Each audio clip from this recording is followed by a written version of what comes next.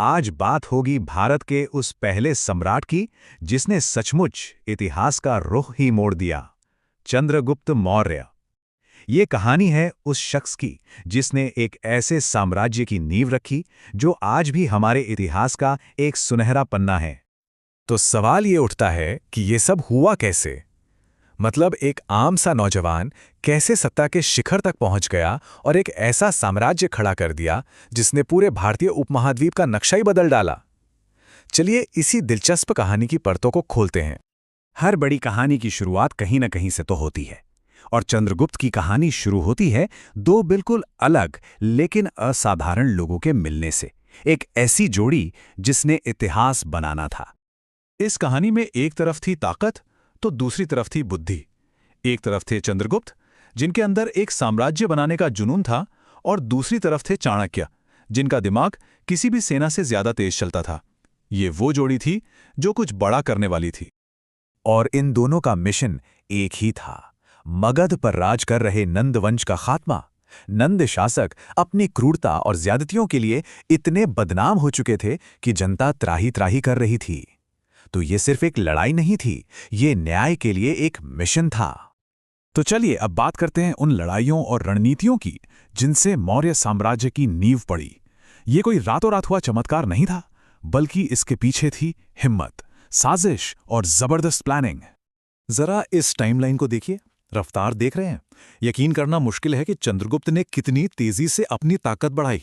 कुछ ही सालों के अंदर पहले नंदों को हराया, फिर सिकंदर के जाने से जो खालीपन बना उसका फायदा उठाया, और फिर एक और बड़ी चुनौती के लिए तैयार हो गए। नंद वंश तो निपट गया, पर काम अभी खत्म नहीं हुआ था। चंद्रगुप्त का अगला निशाना बना उत्तर पश्चिम। अब आता है कहानी का वो मोड़ जहां चंद्रगुप्त का सामना होता है एक अंतर्राष्ट्रीय ताकत से। ये वो जंग थी जिसने मौर्य साम्राज्य का नाम दुनिया के नक्शे पर हमेशा के लिए लिख दिया। साल था 305 ईसा पूर्व। मैदान में दो दिग्गज थे, एक तरफ भारत का नया सम्राट चंद्रगुप्त मौर्य, और दूसरी तरफ सिकंदर का सबसे ताकतवर जनरल सेल्यूकस निकेटर, जो सिकंदर के जीते हुए भारतीय इलाकों को वापस चाहता था। ये एक जबरदस्त टकराव था, लेकिन इस जंग का नतीजा वो लड़ाई से भी ज्यादा दिलचस्प था। ये सिर्फ जीत हार का मामला नहीं था, बल्कि ये इतिहास की सबसे बड़ी डील्स में से एक थी। देखिए, चंद्रगुप्त को अफगानिस्तान तक का इलाका मिला और एक शादी का प्रस्ताव भी, जिससे पश्चिमी सीमा हमेशा के लिए शांत हो गई। और सेल्यूकस को उसे कुछ ऐसा मिला जिसने उसकी किस्मत बदल दी। पूरे 500 युद्ध हाथी। आज ये नंबर शायद छोटा लगे, पर उस जमाने में 500 युद्ध हाथी मतलब एक अजेय सेना। यही हाथी बाद में सेल्यूकस के इतने काम आए कि उसने अपने सारे दुश्मनों को हरा दिया। ये थी चाणक्य की कूटनीति, जिसने लड़ाई को भी एक फायदे का सौदा बना दिया। तो साम्राज्य तो बन गया, सरहदें भी सुरक्षित हो गईं, पर इतने बड़े साम्राज्य को चलाया कैसे जाए? चलिए देखते हैं कि चंद्रगुप्त और चाणक्य ने एडमिनिस्ट्रेशन का क्या शानदार सिस्टम बनाया था। देखिए, मौर्य एडमिनिस्ट्रेशन एक एकदम परफेक्ट पिरामिड जैसा था। सबसे ऊपर सम्राट, फिर उनको सलाह देने के लिए प्रधानमंत्री और उनकी काउंसिल। उसके नीचे 30 से भी ज्यादा अलग अलग डिपार्टमेंट्स थे, और ये सिस्टम नीचे प्रांतों से होता हुआ शहरों और गांवों तक जाता था। वाकई अपने वक्त से बहुत आगे की सोच थी। और इस पूरी मशीनरी पे नजर कौन रखता था? जासूस, एक विशाल और बहुत ही कुशल इंटेलिजेंस नेटवर्क। ये लोग साम्राज्य की आंखें और कान थे, जो हर तरह की गड़बड़ी और विद्रोह की खबर सीधे सम्राट तक पहुंचाते थे। अच्छा, इतने बड़े सिस्टम के लिए पैसा कहां से आता था? जाहिर है टैक्स से। लेकिन यह सिस्टम भी बड़ा मजेदार था।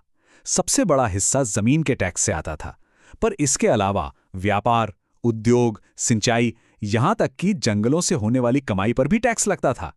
एक बहुत ही बढ़िया इकोनॉमिक मॉडल था। कहानी में अब एक ऐसा मोड़ आता है जिसके बारे में किसी ने सोचा भी नहीं होगा। एक ऐसा अध्याय जो चंद्रगुप्त की जीतों और शासन से बिल्कुल अलग है। जरा सोचिए, एक सम्राट अपनी ताकत के चरम पर, जिसके पास दुनिया की हर चीज है, वो अचानक सब कुछ छोड़ देता है, अपना सिंहासन, अपनी दौलत, सब कुछ। चंद्रगुप्त ने यही किया। उन्होंने राजपाट अपने बेटे को सौंपा और एक नए सफर पर निकल पड़े। उन्होंने चुना अध्यात्म का रास्ता, जैन धर्म अपनाया और अपने गुरु भद्रबाहु के साथ दक्षिण भारत में श्रवणबेलगोला की ओर निकल पड़े। वहां एक सम्राट की शानो शौकत छोड़कर उन्होंने एक तपस्वी का बेहद कठिन जीवन अपना लिया। और अपने जीवन का अंत उन्होंने सल्लेखना की प्रथा से किया।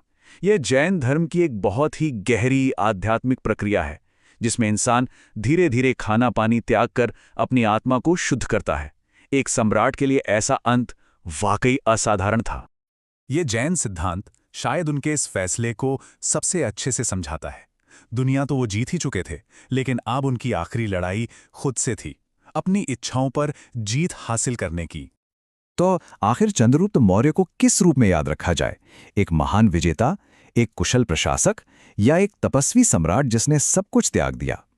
शायद उनकी असली विरासत इसी सवाल में छिपी है, और ये एक ऐसा सवाल है जो हमें आज भी सोचने पर मजबूर करता है।